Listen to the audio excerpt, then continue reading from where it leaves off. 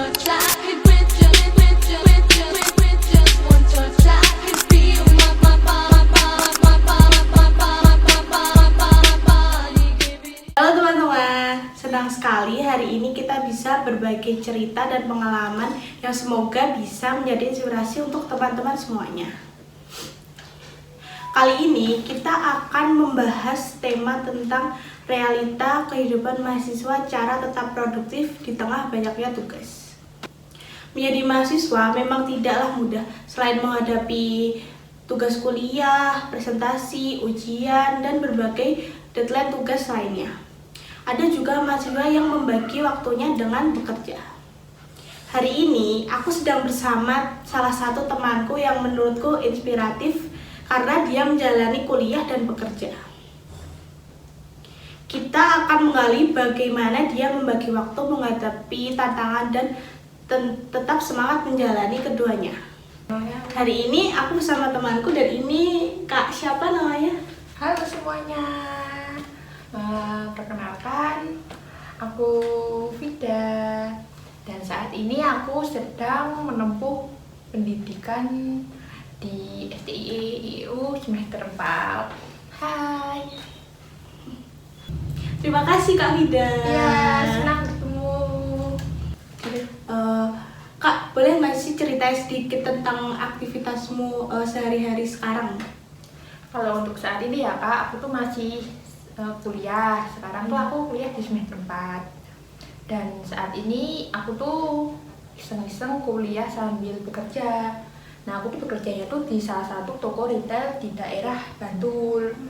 Dan sekarang udah mau jalan sekitar hampir 1 tahun aku kerja di situ. Aku tuh kerja di situ tuh cuma iseng-iseng Kak. Kalau misalnya kayak liburan semester gitu kan, daripada di rumah ngapa-ngapain nganggur nih, yaudah aku tuh coba-coba daftar. Terus ternyata keterima nih kerja di situ. Terus udah masuk kuliah, tapi tetap lanjut. Menurut kakak nih sekarang, apa sih tantangan terbesar saat menjalani kuliah sambil bekerja? Menurut saya tantangan terbesar dalam mengatur waktu sih Kak, karena kan biasanya aku tuh kerjanya Senin sampai Kamis. Itu kalau aku kuliah nih, kan aku kuliahnya dari Senin sampai Kamis. Nah itu aku shiftnya tuh di shift malam. Terus kalau weekend, Jumat, Sabtu, Minggu aku kan di shift pagi. Nah kalau tantangan terbesar tuh menurutku kalau membagi waktu, misalnya dosen ngasih tugas dan itu deadline-nya tuh cepet banget, dan aku habis pulang kuliah tuh harus bekerja kan. Nah dari situ aku kerja terus sambil nugas nih di toko sana. Itu mungkin itu sih Kak, pernah nggak sih Kak ngerasa capek terus pengen nyerah gitu? kalau itu pasti ada ya Kak. Tapi kan saya selalu ingat gitu tujuan awal saya percaya semua usaha yang saya lakukan sekarang akan menjadi bekal untuk masa depan saya gitu. Kalau begitu, bagaimana sih Kak cara mengatur waktu agar kuliah dan pekerjaan tetap berjalan dengan baik Kak? Aku biasanya membuat daftar prioritas setiap hari.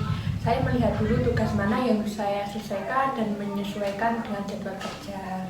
Saya juga berusaha tidak menunda pekerjaan rumah, pekerjaan kuliah gitu. Sebelum ini saya tidak tunda. Misalnya ada waktu free gitu, saya luangkan waktu buat nyicil gitu loh, ngerjain tugas, buat nyicil kerjaan rumah. Gitu. Berarti disiplin menjadi salah satu kunci utama ya Kak? Menurutku sih iya. Saya kan disiplin terhadap waktu sangat penting.